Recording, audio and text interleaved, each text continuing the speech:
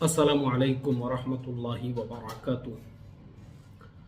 बिस्मिल्लाहिर्रहमानिर्रहीम नहमदुहु व नुसल्ली अला रसूलिहिल करीम व अला आलिहि व अस्हाबिहि अजमाइन, अम्मा बाद। मुहतरम भाइयों, बुजुर्गों, दोस्तों, तफसीर कुरान की ये हमारी 5वीं मजलिस है और कल की दोनों आयतें जो मैंने आप लोगों को कल चौथी तफसीर में जो 2 आयतों की तफसील के साथ हमने बयान की थी, अऊज़ु बिल्लाहि मिनश शैतानिर रजीम, बिस्मिल्लाहिर रहमानिर रहीम, व कैफ़ तकफुरून व अंतुम तुतला अलैकुम आयातुल्लाहि व फीकुम रसूलुह, ये आयत और इसके बाद की जो अगली आयत है, या अय्युहल्लज़ीना आमनू तक़ुल्लाहा हक़्क़ तुक़ातिही व ला तमूतुन्ना इल्ला व अंतुम मुस्लिमून वअतसिमू बिहब्लिल्लाहि जमीअन व ला तफ़र्रक़ू। असल में तफसीर हम शुरू करने वाले थे इस आयत की जो अभी मैं पढ़ूंगा। अऊज़ु बिल्लाहि मिनश शैतानिर रजीम, बिस्मिल्लाहिर रहमानिर रहीम, वलतकुम मिनकुम उम्मतुन यदऊना इलल खैरि व यअमुरूना बिल मअरूफि व यनहौना अनिल मुनकर व उलाइका हुमुल मुफ्लिहून।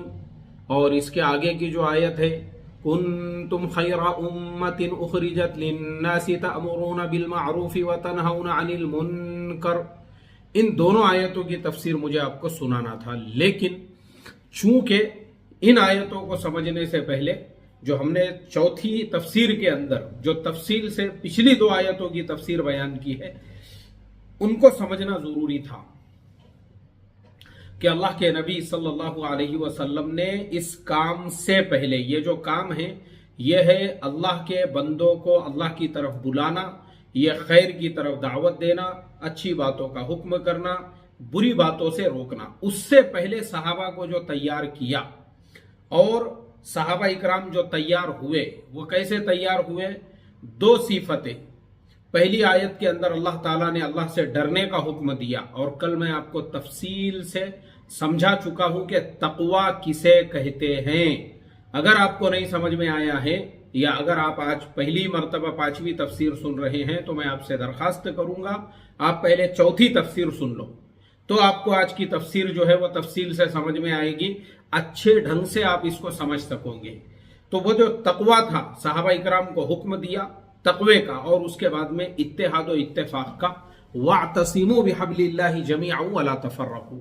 तो ये जो 2 सिफत सहाबा इकराम में पैदा हो गई, बहुत ध्यान देने वाली बात है। इन दोनों सिफात के अंदर मुसलमानों के कामयाबी और नाकामी की पूरी तारीख पोशीदा है। ये 2 सिफात, सबसे पहली सिफत अल्लाह का डर और दूसरी सिफत है आपस में इत्तेहाद और आपस में इत्तेफाक। अब देखो, ये आपस में इत्तेहाद और आपस में इत्तेफाक वाली जो सिफत है और जिसका हुक्म अल्लाह तबारक व तआला ने सहाबा इकराम रिज़वानुल्लाहि तआला अलैहिम अजमाइन को दिया हुआ है, तो आप गौर करेंगे कि ये जो सिफत है जब उनके अंदर आ गई, एक तो तक़वा ऐसे आया कि हज़रत उमर फारूक रज़ी अल्लाह तआला अन्हु वो कौन दुनिया के हुक्मरान बने, उसके बावजूद भी वो बैतुल माल से उतना ही लेते थे जितना एक आम इंसान के लिए तय था। और हजरत उस्मान गनी रज़ी अल्लाह तआला अन्हु, वो उनके दौरे खिलाफत को भी आप देखिए, यानी सहाबा का तक़वे का वो मकाम था कि सहाबा इकराम रिज़वानुल्लाहि तआला अलैहिम अजमाइन, यानी जैसे सहाबा में अगर किसी को किसी मुल्क का या किसी को गवर्नर बना के भेज दिया जाता या उनको उसकी जिम्मेदारी दे दी जाती थी, वो पूरे तक़वे के साथ, लिल्लाहियत के साथ में और पूरी अमानतदारी के साथ बैतुल माल के एक एक दीनार और दिरहम की हिफाजत करते हुए उस जिम्मेदारी को अंजाम देते थे। ये उनका तक़वा था। और फिर दूसरी जो सिफत थी आपस में इत्तेहाद की, आपस में इत्तेफाक की, तो वो आपस का इत्तेहाद और आपस का इत्तेफाक ही था जिसकी वजह से हज़रत उस्मान गनी रज़ी अल्लाह तआला अन्हु के दौरे खिलाफत तक अगर आप देखोगे, जो मैंने कल कहा कि एक हो मुस्लिम हरम की पासबानी के लिए नील के साहिल से लेकर ता बखा के काशगर, नील अफ्रीका में है और काशगर जो है वो चाइना में है, तो अफ्रीका, एशिया और उसी के साथ यूरोप का कुछ हिस्सा और चाइना तक जो इस्लाम का कलीमा था वो सर बुलंद हो गया। یہ دو صفات کی وجہ سے۔ اب پھر اس کے بعد جو یہ اگلی آیت میں حکم دیا گیا، اب جب تمہارے اندر دو صفات آ گئی، اب تمہارے اندر جو تیسرا کام تم کرو گے، وہ تیسرا کام کون سا ہے؟ وہ تیسرا کام یہ ہے، اور چاہیے کہ تم میں ایک جماعت ایسی ہو جو اللہ کی طرف لوگوں کو بلاتی رہے اور نیک کام کی طرف حکم کرتی رہے اور بری باتوں سے وہ منع کرتی رہے، اور یہ وہی جماعت ہے جو کامیابی کو پہنچنے والی ہے۔ پہلی تو یہ آیت ہو گئی، اور اس کے آگے پھر میں آپ کو وہ آیت کی بھی جو ہے تفسیر سناؤں گا، کنتم خیر امت، کہ تم بہترین امت ہو جو لوگوں کے لیے نکالی گئی ہو، کیونکہ تم نیک کاموں کا لوگوں کو حکم کرتے ہو اور برے کاموں سے روکتے ہو۔ اس میں بھی پوری امت پر، اب دیکھو یہاں دھیان دینے والی بات ہے کہ یہ جو حکم ہے نا، یہ امر بالمعروف اور نہی عن المنکر کا جو فریضہ ہے، ہر ایمان والے کے اوپر یہ ذمہ داری عائد کی گئی ہے، اور دوسری امتوں پر اس کی فضیلت کا سبب یہی خاص کام بتلایا ہے۔ یعنی قرآن میں جو اللہ تعالیٰ نے اس امت کو خیر امت جو کہا ہے کہ تم بہترین امت ہو، امت محمدیہ کو جو بہترین امت کہا ہے نا، وہ اسی ایک صفت کی وجہ سے کہ تم میں اور پچھلی امتوں میں، پچھلی جو امتیں ہوتی تھی ان میں کیا ہوتا تھا کہ وقت کے نبی وہی صرف امت کو سمجھا سکتے تھے، اور اگر نبی کو ضرورت پیش آتی تو پھر نبی کا کوئی نائب ہوتا تھا، اور وہ بھی نائب ایسا ہوتا تھا جو اللہ تعالیٰ کی طرف سے طے شدہ ہوتا تھا۔ لیکن یہ جو امت ہے، چونکہ نبوت کا دروازہ بند ہو چکا ہے، اب قیامت تک کوئی نئے نبی نہیں آنے والے ہیں، حضرت عیسیٰ علیہ السلام آئیں گے تو وہ بھی ایک محمدی بن کر آئیں گے، وہ بھی شریعت محمدیہ صلی اللہ علیہ وسلم پر عمل کریں گے، تو قیامت تک اب کوئی نبی نہیں آنے والے ہیں۔ اس لیے اب اسی امت کی ذمہ داری یہ ہے کہ وہ پوری دنیا میں حضرت محمد مصطفیٰ صلی اللہ علیہ وسلم کا کلمہ پہنچائے۔ اسی لیے حجۃ الوداع کے موقع پر جو آپ نے اپنا آخری خطبہ دیا، صحابہ اکرام کتنے تھے وہاں پر؟ صحابہ کی تعداد کتنی تھی؟ علماء نے مختلف اقوال لکھے ہیں، کسی نے لکھا ہے 1,00,000، کسی نے لکھا ہے 1,24,000، کسی نے لکھا ہے 1,25,000۔ اس طرح سے صحابہ اکرام کی وہاں پہ جو تعداد تھی، اب ان کو حکم دیا گیا اور یہ کہا آپ نے کہ دیکھو میں نے میری ذمہ داری ادا کی یا نہیں کی؟ تو صحابہ نے کہا اے اللہ کے نبی صلی اللہ علیہ وسلم، آپ نے ذمہ داری کا پورا حق ادا کر دیا۔ پھر آپ نے فرمایا دیکھو میں پھر اب یہ دو چیزیں تم کو چھوڑ کر جا رہا ہوں، ایک تو کتاب اللہ ہے، یہ اللہ کی کتاب ہے، اب یہ کتاب ہے، تم کو اس کتاب کو پکڑ کر چلنا ہے، اور دوسری طرف جو ہے وہ میری سیرت ہے، میری سنت ہے، میرا طریقہ ہے، میرا راستہ ہے۔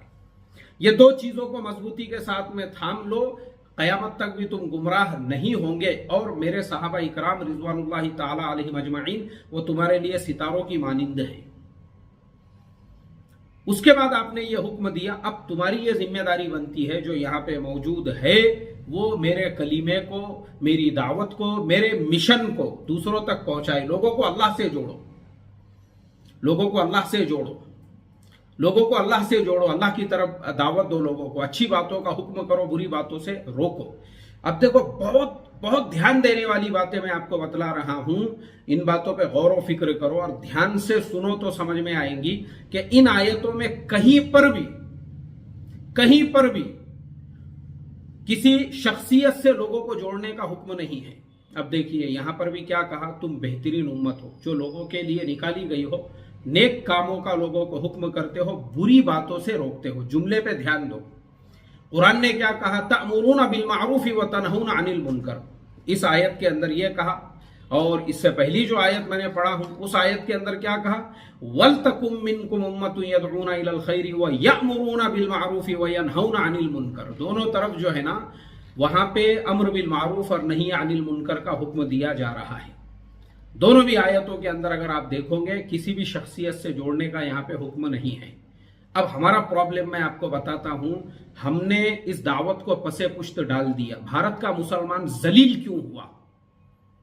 وہ بھارت کا مسلمان جس بھارت کے اوپر مسلمان کہتے ہیں ہمارے باپ داداؤں نے 700 سالوں تک اور 800 سالوں تک حکومت کی، مسلمان صرف اور صرف اپنے باپ داداؤں کی سنہری تاریخ سنا کر وہ صرف اپنے دل کو جو ہے دلاسا دیتے رہتے ہیں۔ زندگی میں 2 ہی لمحے مجھ پہ گزرے ہیں کٹھن، ایک تیرے آنے سے پہلے، ایک تیرے جانے کے بعد۔ दिल को सुकून वो देते रहते हैं, दिलासा देते रहते हैं कि हमारे बाप दादा ऐसे थे। इसीलिए आप मुसलमानों की हर बयान की मजलिस में चले जाओ, वो ऐसे चिल्ला चिल्ला के एक हाथ उनका इधर आसमान पे, दूसरा हाथ इधर आसमान पे, बोलेंगे हमारे बुजुर्गों ने ऐसा किया, उन्होंने अंग्रेजों के दांत खट्टे कर। अरे तुम क्या कर रहे हो वो बोलो। हमारे बाप दादाओं के अजमत और सतवत के मनारे आपको दिल्ली से लेकर तो कश्मीर तक नजर आ जाएंगे, और दिल्ली के कुतुब मीनार से लेकर हैदराबाद के चार मीनार तक। कब तक सुनाओगे रे ये दास्तानें? साला कान पूरे पक गए हुए हैं ये सुन सुन के। हमारे बाप दादाओं की अजमत और सतवत, हमारे बाप दादा, तुमने क्या किए? मजहब को बेचे तुमने इस मुल्क में, पेट भरे तुमने मजहब को बेच बेच कर, इसके अलावा कुछ नहीं किए। तुमने अपनी जिम्मेदारी अदा नहीं किए, वरना आज ये पूरे मुल्क में नफरत का ये माहौल नहीं रहता था। याद रखो, कुरान ने तुमको इस चीज का हुक्म दिया था, लोगों को अच्छी बातों का हुक्म दो, बुरी बातों से रोको। साहबा ने किया, साहबा ने किया इसके ऊपर अमल। यूरोप जो साहबा ने फतेह किया, आपको मालूम है सर्बिया, ये जो युगोस्लाविया है, और उसको टूटकर फिर ये सारे जो मुल्क बने हैं, बल्कान उसे कहा जाता है, बाल्कन्स रीजन कहते हैं उसको अंग्रेजी के अंदर। ये जो पूरे मुल्क बने, फिर युगोस्लाविया है, सर्बिया है, उसके बाजू में जो है और जो कोसोवो है, और इसी तरह से बोस्निया हर्जेगोविना है, और क्रोशिया है। ये सारे मुल्क युगोस्लाविया को टूटकर बने हैं। ये सब हजरत उस्मान गनी रजी अल्लाह तआला अन्हु के जमाने में फतेह हो चुके थे, और कोई जंग की तारीख आपको इन ममालिक के अंदर नहीं मिलेंगी। हजरत उक़बा इब्न नाफिअ रज़ी अल्लाह तआला अन्हु, उन्होंने पूरे अफ्रीका को फतेह किए, और जब मराकिश यानी वो आखिरी किनारे के ऊपर जब पहुंच गए, और समंदर के अंदर उन्होंने जो है अपने घोड़े के जब पैर डाल दिए, उसके बाद उन्होंने हाथ उठाकर दुआ की कि अल्लाह अब समंदर, ये जो ठाटे मारता हुआ समंदर मेरी नजरों के सामने है, वरना मैं जमीन जहां तक होती वहां तक तेरे कलीमे के पैगाम को लेकर पहुंच जाता। अब यूरोप में सहाबा कैसे पहुंचे? दावत के मकसद से पहुंचे, तिजारत के मकसद से पहुंचे। उन मुल्कों में अम्र बिल मारूफ और नहीं अनिल मुनकर का काम किया। ये सारे मुल्क आज भी यूरोप में सबसे ज्यादा मुसलमानों की जो आबादी है, कोसोवो के अंदर 99% आबादी मुसलमानों की है। हर बोस्निया हर्जेगोविना के अंदर तकरीबन 60% से ज्यादा मुसलमानों की आबादी है। अल्बानिया में भूल रहा था, अल्बानिया में 80% से ज्यादा आबादी मुसलमानों की है। तकरीबन यूरोप के अंदर ये 7-8 ममालिक ऐसे हैं जहां पे तकरीबन 60% से ज्यादा आबादी मुसलमानों की है। खुद सर्बिया के अंदर तकरीबन 40% आबादी मुसलमानों की है। आज भी वो इलाकों के अंदर मसाजिद है, आज भी उन इलाकों के अंदर जो है अल्हम्दुलिल्लाह मुसलमान हैं। ये सब वो सहाबा इकराम उन इलाकों में पहुंचे। अच्छा, सिर्फ इन्हीं इलाकों को नहीं। अब मैं इधर आ जाता हूं, जिसे सेंट्रल एशिया कहते हैं। अब आप देखेंगे कि जो तारीख है मोहम्मद इब्न कासिम की, वो आपको मिलती है सिंध तक। वो सिंध तक आए, उसके आगे उन्होंने भी लड़ाई नहीं लड़ी, बल्कि उसके बाद फिर जो औलिया अल्लाह है, बुजुर्गान दीन है, उनके रास्ते से फिर हमारे पूरे भारत के अंदर और फिर ये पूरे खित्ते के अंदर इस्लाम की तबलीग और इस्लाम की दावत पहुंची। उसके बाद फिर ये जो बाद में जो ये जो तारीख मिलती है लड़ाइयों की, और मुगलों की, और गजनवी की, और खिलजी की, और पता नहीं और जो जो भी आपको तारीख के अंदर सारे लोग मिलेंगे, तुगलक की, तो ये सारा जो इतिहास है ये औलिया अल्लाह और सूफिया के भारत के अंदर जो है इस्लाम की दावत को पहुंचाने के बाद का है। वो पहले आए, उसके बाद ये सारे हालात पैदा हुए, क्योंकि इस्लाम की पहली दावत तो मोहम्मद इब्न कासिम के जमाने में आ चुकी थी। बस वहां पे वो स्टॉप हो गया। उसके आगे का जो खित्ता है अफगानिस्तान, उसके बाजू में जो है तुर्कमेनिस्तान, उसके बाजू में कजाकिस्तान, उसके नीचे जो है ताजिकिस्तान, उसके बाजू में उज्बेकिस्तान, फिर चाइना को लगकर किर्गिजिस्तान, ये इसको सेंट्रल एशिया कहते हैं। और ऐसे ही अगर आप देखेंगे रशिया, तो 20% से ज्यादा आबादी तो आज मुसलमानों की रशिया में है। और रशिया के अंदर भी बहुत सारे जो आज भी सूबे हैं, जैसे दागिस्तान है, इसी तरह से जो है दागिस्तान वगैरह, ये पूरे मुसलमानों के सूबे हैं रशिया के अंदर।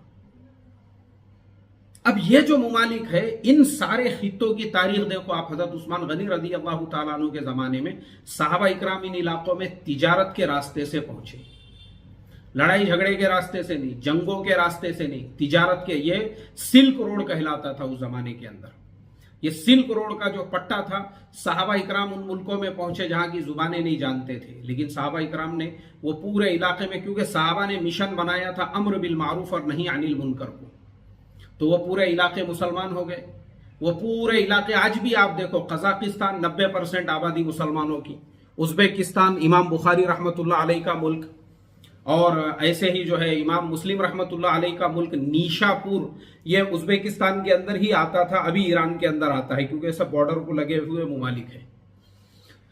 ایسے ہی بڑے بڑے جو ہے نا، آپ کو ایسے وہاں پہ علماء پیدا ہوئے۔ ازبیکستان 90% آبادی مسلمانوں کی، تاجکستان 80%، کرگزستان 90%، ترکمینستان 99%۔ دنیا کی سب سے خوبصورت مسجدیں آپ کو ترکمینستان کے اندر ملیں گی۔ تو یہ سارے ممالک جو ہے نا، اس زمانے میں ترکمینستان تو حضرت عمر فاروق رضی اللہ تعالیٰ عنہ کے زمانے میں ہی فتح ہو گیا تھا، یہ باقی کے خطے حضرت عثمان غنی رضی اللہ تعالیٰ عنہ کے زمانے میں تجارت کے راستے سے، اسی لیے حضرت عثمان غنی رضی اللہ تعالیٰ عنہ نے جو قرآن دیا تھا، ایک قرآن کریم آپ نے جو ہے وہ آج تک چائنا کے اندر موجود ہے۔ چائنا کے اندر گوانگ زو ایک مشہور و معروف شہر ہے، اور اس شہر کے اندر جو ہے حضرت سعد ابن ابی وقاص رضی اللہ تعالیٰ عنہ کا مزار بھی ہے، ان کی قبر بھی ہے وہاں پر۔ اب اس میں بھی دو روایتیں ہیں، کیونکہ ایک حضرت سعد ابن ابی وقاص رضی اللہ تعالیٰ عنہ کی قبر وہ عراق کے اندر ہے، اس لیے کہ قادسیہ کی جو جنگ ہوئی تھی، عراق جب فتح ہوا تھا تو اس کے بعد میں حضرت سعد ابن ابی وقاص رضی اللہ تعالیٰ عنہ کے بارے میں روایت ملتی ہے کہ وہیں پر جو ہے ان کی شہادت ہوئی تھی، اور ان کو وہیں پہ یعنی وہیں پہ ان کا انتقال ہوا تھا اور ان کو وہیں پہ دفن کیا گیا تھا۔ اس طرح کی دو روایتیں ہیں، لیکن میں نے چونکہ اس مسئلے میں بہت زیادہ تحقیق کی ہوئی ہے، تو میرے ریسرچ کے اندر تو یہاں تک مجھے ملا کہ حضرت جعفر رضی اللہ تعالی عنہ جو مکہ سے ہجرت کر کے حبشہ پہنچے تھے، وہ ان کے زمانے میں وہ خود بھی وہ کوئی حبشہ جو ہجرت کی تھی تو وہ لوگ خالی حبشہ میں نہیں رہے، انہوں نے حبشہ سے سفر کیا، اور خود حضرت جعفر رضی اللہ تعالیٰ عنہ اور ان کے ساتھ جو جماعت تھی وہ لوگ اسلام کی تبلیغ کرتے ہوئے بھی ان علاقوں میں پہنچے، اور ان کے زمانے میں بھی وہ چائنا گئے اسلام کی دعوت کو لے کر، جب اللہ کے نبی صلی اللہ علیہ وسلم مکہ المکرمہ میں ہی تھے، اور پھر آپ نے مکہ سے مدینے کی ہجرت کی، اور مدینہ پہنچنے کے بعد پھر آپ نے جو ہے یہ حبشہ والوں کو مدینے میں بلا لیا تھا۔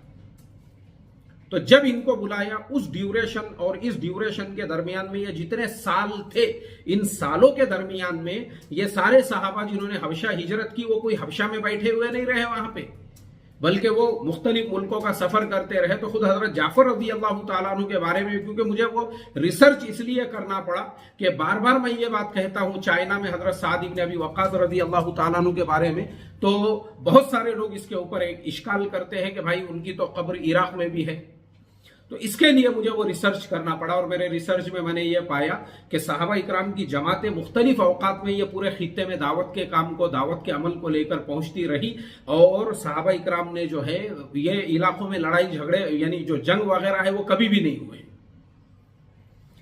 اب یہ پورے علاقے دعوت کے ذریعے سے جو ہے ایمان میں داخل ہوئے۔ تو اب میرا جو اشکال ہے اور میرا جو سوال ہے وہ یہ کہ مسلمان جب یہ کہتے ہیں کہ ہمارے باپ دادا نے اس ملک میں 800 سال حکومت کیے اور 1500 سال حکومت کیے، اور ہمارے باپ دادا نے جو ہے 700 سال حکومت کیے، اور ہمارا توتی بولتا تھا، اور ہمارا جو ہے مشرق و مغرب سے لے کے ہماری عظمت و سطوت کے منارے، ارے تم نے کیا کیے؟ تم نے صرف مسلکوں کے نام پہ جھگڑے کیے، جھگڑے۔ اب میں آپ کو بتاتا ہوں، ملک کی تقسیم کے وقت، یعنی جب انگریزوں سے بھی مقابلہ چل رہا تھا، مسلمان آپس میں جھگڑے ہی کر رہے تھے، یہ اس کو کافر بولنے میں لگا ہوا ہے، وہ اس کو کافر بولنے میں لگا ہوا ہے، یہ اس کے خلاف کتاب لکھ رہا ہے، وہ اس کے خلاف کتاب لکھ رہا ہے، بس یہی جھگڑے کرتے رہے۔ اب ملک تقسیم ہو گیا۔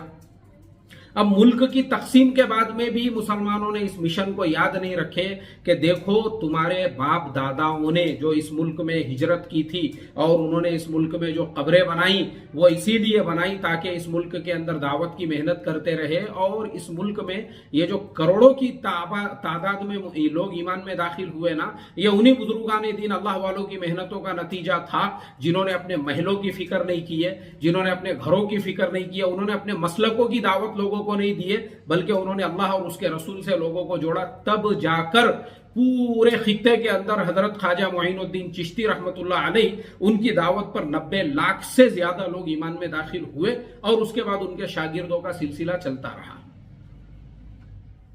अब आप मुझे बताइए, तो उन लोगों ने इस दावत के मकसद को समझा। हजरत फरीदुद्दीन शकरगंज रहमतुल्लाह अलैह, हजरत निजामुद्दीन औलिया रहमतुल्लाह अलैह, हजरत कुतुबुद्दीन बख्तियार अल काकी रहमतुल्लाह अलैह, ये सारे जो औलिया अल्लाह थे, बुजुर्गान दीन थे, वो इस मिशन को समझते थे। इसलिए उनके जरिए से लाखों लोग ईमान में दाखिल हुए और हजरत ख्वाजा मोइनुद्दीन चिश्ती रहमतुल्लाह अलैह ने अपने शागिर्दों को पूरे मुल्क के अंदर भेज दिया। बोले जाओ, जो जिम्मेदारी हमारी है, हमारी असली जिम्मेदारी दावत की मेहनत है, मसलकों के झगड़े नहीं हैं, अपने मसलक की दावत नहीं देना है। जाओ ये भोले भाले सीधे साधे लोगों को अल्लाह और उसके रसूल से जोड़ो। अब उनके शागिर्द जिन जिन इलाकों के अंदर पहुंचे, ये सारे उनके शागिर्द हैं।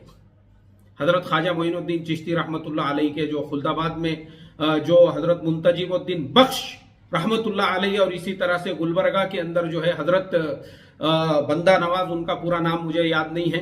तो ये जितने भी अल्लाह वाले हैं, ऐसे ही हमारे पूरे खित्ते के अंदर आपको बड़े बड़े अल्लाह वाले मिलेंगे। ये जितने अल्लाह वाले हैं ना, ये उनके शागिर्द थे। उन्होंने कहा कि जाओ ये पूरे इलाकों के अंदर जो है दीन की मेहनत करो और लोगों को अल्लाह और उसके रसूल से जोड़ो। तो ये लोगों ने लोगों को अल्लाह और उसके रसूल से जोड़ने की मेहनत की है। तब जाके इस मुल्क में लाखों और करोड़ों लोग मुसलमान हुए और ईमान में दाखिल हुए। अब आजादी से लेके आज तक इतनी नफरत का माहौल बना, बाबरी मस्जिद शहीद कर दी गई, मुसलमानों की अमलाक के लोग दुश्मन बन गए, और हजारों फसाद, आज तक जो दंगे फसाद हो चुके हैं, और इतनी नफरत बढ़ चुकी है, जो हमने पिछले जुमा को देखा कि एक मुसलमान नमाज पढ़ रहा है तो उसको लातों से मारा जा रहा है। क्यों इतनी नफरत बढ़ी? इसके जिम्मेदार हम मुसलमान हैं, क्योंकि फिर आजादी के बाद जब हमको यह मुल्क मिला तो हमने ये नहीं सोचा कि हमको इतना बड़ा मुल्क मिला हुआ है, चलो हम इस मुल्क में अल्लाह और उसके रसूल की दावत देंगे। हम यहां अपने मसलकों की दावत के अंदर लग गए, अपने नजरियात की दावत के अंदर लग गए, आपस में मुनाजेरे हो रहे हैं हमारे, और हम ये नहीं सोच रहे हैं कि मुसलमान किन हालात के अंदर है। आज भी बहुत सारे लोगों को बहुत खुजली है मुनाजेरे करने की, उनको मुनाजरे करना है। आज के जमाने में भी मुसलमानों के ऊपर जो हालात है उससे उनको कुछ लेना देना नहीं है। वो आज भी अपने मसलक की फिक्र में लगे हुए हैं। मैं कहता हूं ना, अपने मसलक के यानी इस्लाम से ज्यादा अहमियत अपने मसलक को अगर कोई दे रहा है तो आज तक उसके इस्लाम और ईमान ही समझ में नहीं आया है। वो सिर्फ एक जहनी गुलाम है, और यही हम करते आ रहे हैं इस मुल्क के अंदर। इसीलिए आप देखो, आज हमारी 50 खानकाहें हैं बेअसर। किसी खानकाह का कोई असर इसलिए नहीं है कि खानकाह का जो पीरो मुर्शिद है उसका मकसद ही यह है कि मैं अपने मुरीदों को अपने जात से जोड़ूं। इसलिए उसके भी जो चेले चमचे चपाटे गांव खेड़ों में देहातों वगैरह के अंदर होंगे, वो लोगों को अल्लाह और उसके रसूल से नहीं जोड़ेंगे। हजरत की मजलिस में चलेंगे, हजरत का बयान सुनेंगे, हजरत यूं फरमाते हैं, हजरत क्यों फरमाते हैं, हजरत का ये कौल है, हजरत का वो मलफूज है। और तुम ऐसी खानकाहों के अंदर जाओ, वहां जाकर देखो, तुमको वहां कुरान की तफसीर सुनने को नहीं मिलेंगी, तुमको वहां पे अल्लाह और उसके रसूल की हदीस जो है बातें सुनने के लिए नहीं मिलेंगी। वहां क्या मिलेगा? हमारे वालिदे मोहतरम ऐसे थे, हमारे दादा जान वैसे थे। सुनाओ दादा के और बाप के किस्से। क्यों? तुम्हारा बाप और तुम्हारे दादा नबी थे। बिस्मिल्लाहिर्रहमानिर्रहीम।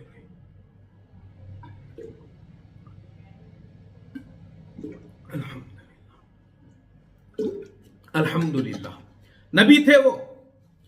कौन थे तुम्हारे बाप दादा? उनके किस्से कहानियां लोगों को सुना रहे हो। लोगों को अल्लाह रसूल से जोड़ना छोड़ के तुम अपने बाप दादाओं से जोड़ रहे हो। यह फितने की बुनियादी जड़ है, और यही हमारे मुल्क में हो रहा है।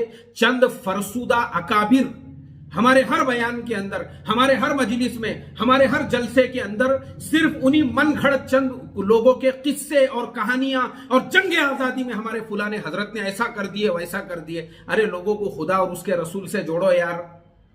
ये क्या अकाबिर लगा के बैठे तुमने?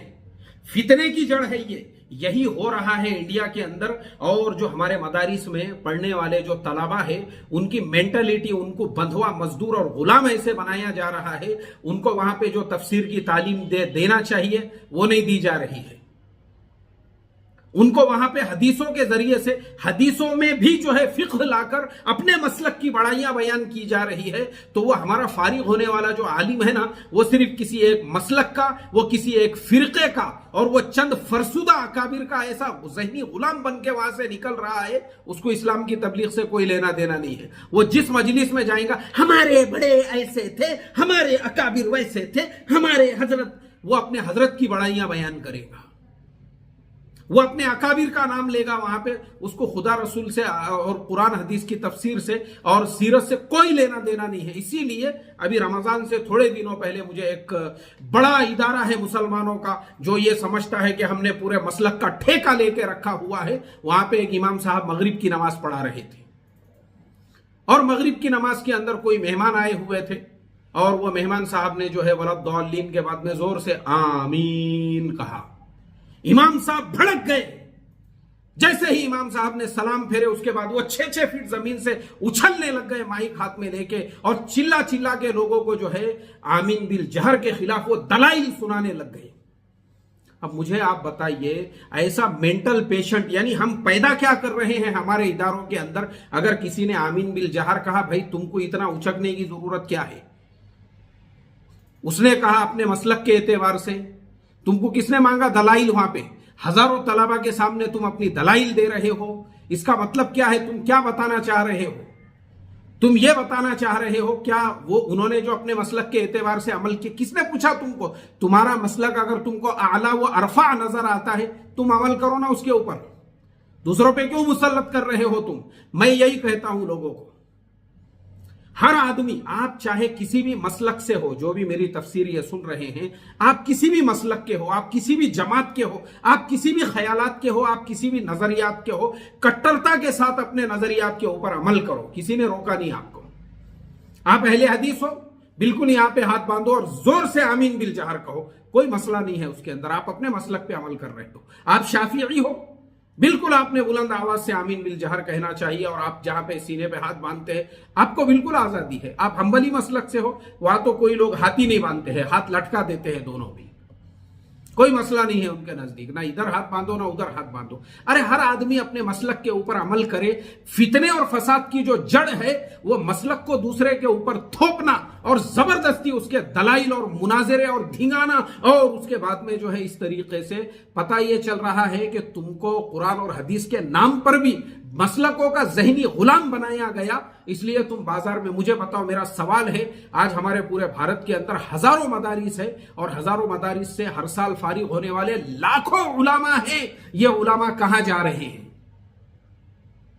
ہر سال جو فارغ ہونے والے لاکھوں علماء ہیں، کیوں ہمارے اس ملک کے اندر آج بھی بے دینی ہے؟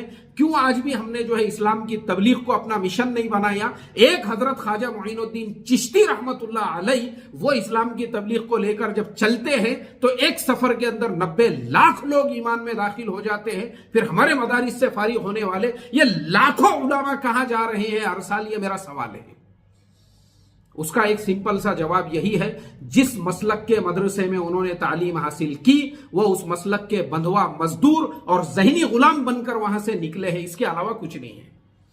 ان کو اگر ان کے 10 سالہ تعلیم کے درمیان میں اسلام کی تبلیغ پر زور دیا جاتا اور یہ کہا جاتا کہ یاد رکھو اس ملک کے اندر ہمارے جو اکابر رکے تھے، ہمارے اکابر کے لیے بھی جو ہے دروازے کھلے ہوئے تھے۔ بار بار میں کہتا ہوں، میرے سامنے جو ہے یہ کتاب رکھی ہوئی ہے حضرت شیخ زکریا رحمت اللہ علیہ کی، آپ بیتی حضرت جی مولانا یوسف صاحب رحمت اللہ علیہ کیسے پیروں میں منڈی ڈال ڈال کے لوگ بولتے تھے کہ چلو ہمارے ساتھ میں، ورنہ یہاں پہ تمہارا ایسا قیمہ بنا دیا جائے گا، نہ تمہاری نمازیں باقی رہیں گی، نہ تمہارا مرکز باقی رہے گا، نہ تمہاری جو ہے تسبیح تلاوت باقی رہے گی، چلو ہمارے ساتھ میں، ایسے پیروں میں منڈی ڈال ڈال کے بولتے تھے لوگ۔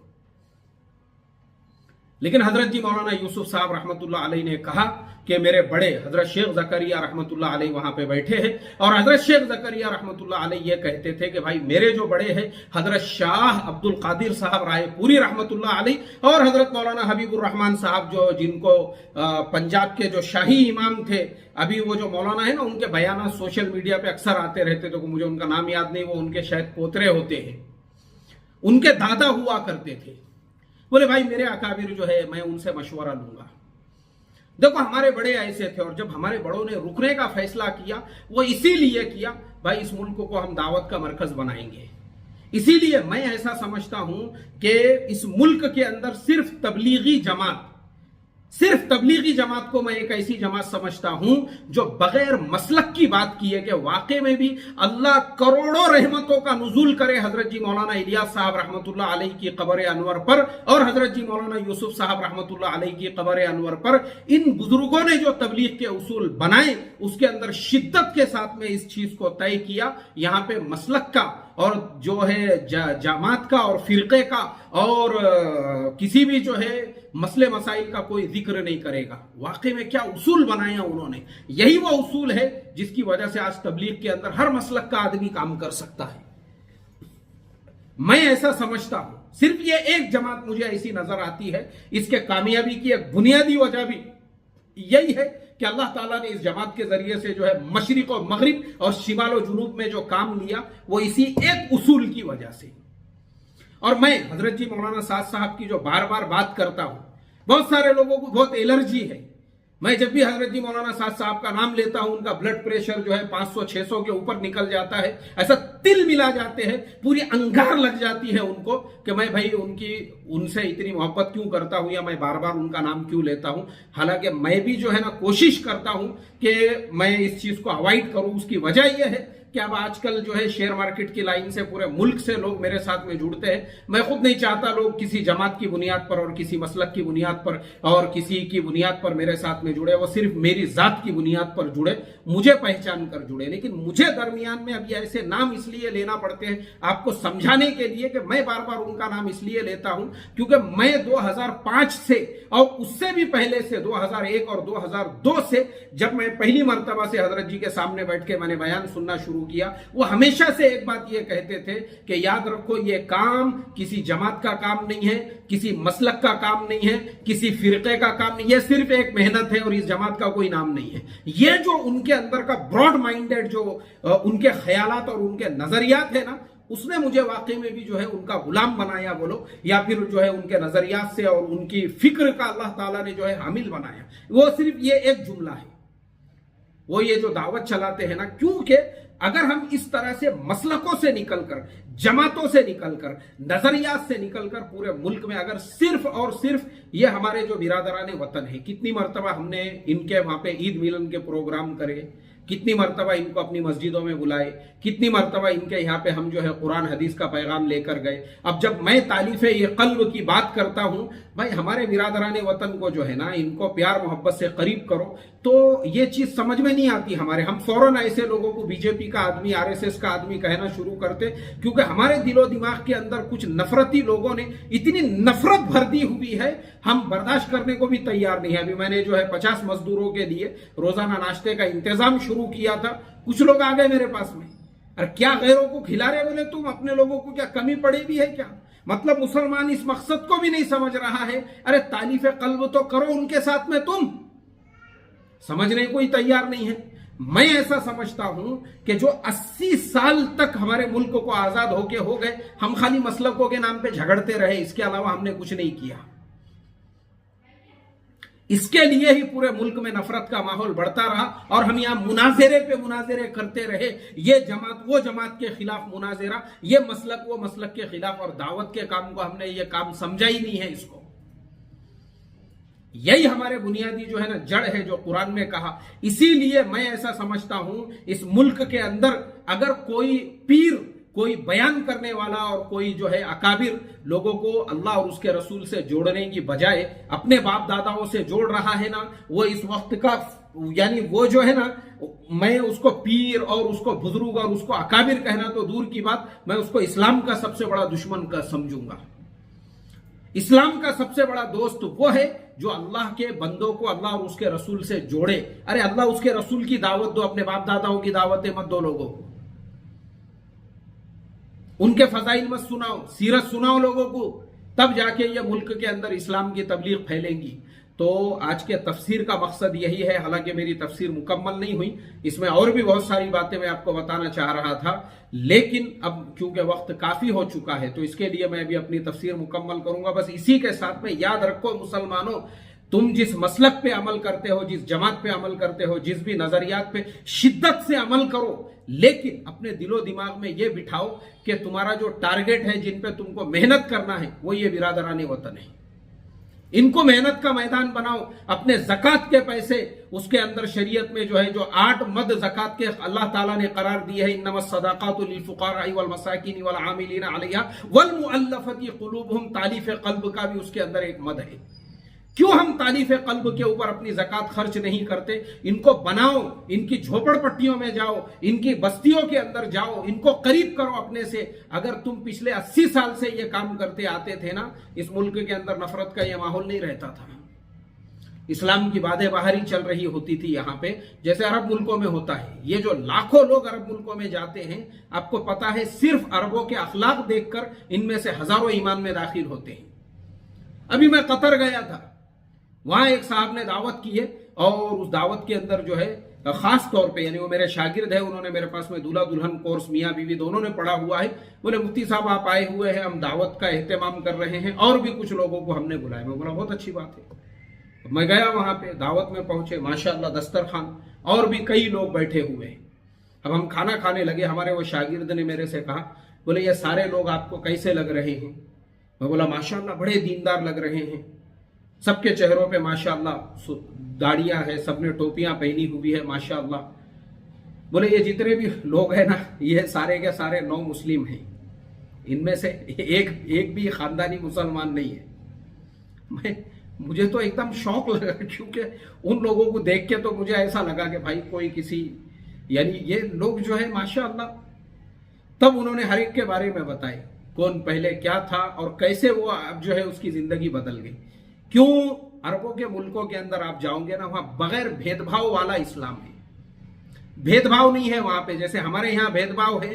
ہم مسجدوں کے اندر غنڈے، موالی، ٹپوری، چھپری ہمارے مسجدوں میں بورڈ لگا رہے ہیں لکھ لکھ کر، اس کا آنا منع ہے، اس کا آنا منع ہے، اور مسجدوں کے اندر جھگڑے کر رہے ہیں ہم. مجھے بتاؤ نا، یہ سب چیزیں دیکھ کے باہر والا کیوں مسلمان ہوگا؟ بلکہ ہمارے اپنے ہی جو ہے نا، وہ دوسرے طرف جا رہے ہیں یہ سارے حالات دیکھ کر. اور وہاں ہمارے یہاں سے جو کام کرنے کے لیے جانے والے ہیں صرف عربوں کے اخلاق دیکھ کر. عربوں کے، اور میں صرف کسی ایک ملک کی بات نہیں بتا رہا ہوں، میں نے میری آنکھوں سے قطر میں بتا رہا ہوں نا، میرے وہ شاگرد نے سارے ایسے لوگوں کو انہوں نے دعوت دی ہے جو سب ایمان میں داخل ہوئے لوگ تھے، یعنی نو مسلمز تھے، وہ بھی ہوئے، پھر ان کی بیویاں بھی ایمان میں داخل ہوئی، اور ابھی ان کی محنتیں اپنے والدین پہ چالو ہے، تو بہت سو کے والدین بھی ایمان میں داخل ہو گئے. اور صرف قطر کی بات نہیں ہے، ملیشیا میں دیکھ کر آیا میں نے، دیکھو کتنا یعنی مسلمانوں کا وہاں پہ جو مسجدوں کے دروازے کھولے ہوئے ہیں. میرا ویڈیو دیکھو، میں نے لائیو مجلس لیے ہوا ہوں ملیشیا کی جو ہے مسجد پترا جایا سے. آپ دیکھو وہاں پہ ایمان انہوں نے سب کے لیے جب دروازے کھولے، کوئی مسلک نہیں ہے، جو مسلک ہے خود اپنے مسلک پہ خود عمل کرو. لوگوں پہ کیوں تھوپرے رہے، کیوں مناظرے کر رہے؟ تم کو اگر اپنا مسلک، اپنے اکابر، بیٹھو نا پھر، مگر دوسروں پہ جو تم نے یہ جو مناظرے اور تم نے یہ جو ملک میں نفرت کا ماحول بنا ایک دوسرے کے خلاف، آپس کے اندر پھر ایسے حالات پیدا ہو گئے. لوگ ہمارے اپنے ہی جو ہے ہمارا اجتماع نہیں ہونے دے رہے ہیں اپنے شہروں کے اندر. کیوں؟ کیونکہ ہم نے ان کو جو ہے اپنے سے اتنا بزن کیا، ان کے دلوں میں اتنی نفرت بھرنے کا اور پیدا کرنے کا ہم نے جو ہے، ہم ذریعہ بنے. ہم نے اپنے اخلاق سے ہمارے اپنوں کو قریب نہیں کیا، ہمارے برادران وطن کو کیا قریب کریں گے ہم؟ اتنی نفرتیں بھری ہوئی ہیں ہمارے اندر آپس میں ایک دوسرے کے لیے مسلکوں کے نام پر. اصل جو مقصد تھا ہمارا دعوت، جو قرآن میں کہا نا، تم بہترین امت ہو. جب تک تم اللہ اور اس کے رسول کا پیغام نہیں دو گے، یاد رکھو ملک کے حالات ایسے ہی رہیں گے. مقصد کو پہچانو، تم داعی ہو، اس کے علاوہ کوئی سولیوشن نہیں ہے. تم داعی ہو اور یہ پوری قومیں جو ہے تمہاری مدعو ہے. بس اللہ تعالیٰ سے یہی دعا کرتا ہوں. عنوان تو اتنا لمبا ہے وہ کہ میں اور بھی ملکوں کی آپ کو کارگزاریاں سنانا چاہتا ہوں، مگر وقت کافی ہو چکا ہے، اس لیے اجازت لیتے ہیں آپ سبھی لوگوں سے. السلام علیکم ورحمۃ اللہ وبرکاتہ. سبحان اللہ وبحمدہ، سبحانک اللہم وبحمدک، نشہد ان لا الہ الا انت، نستغفرک ونتوب الیک. سبحان ربک رب العزۃ عما یصفون، وسلام علی المرسلین، والحمد للہ رب العالمین.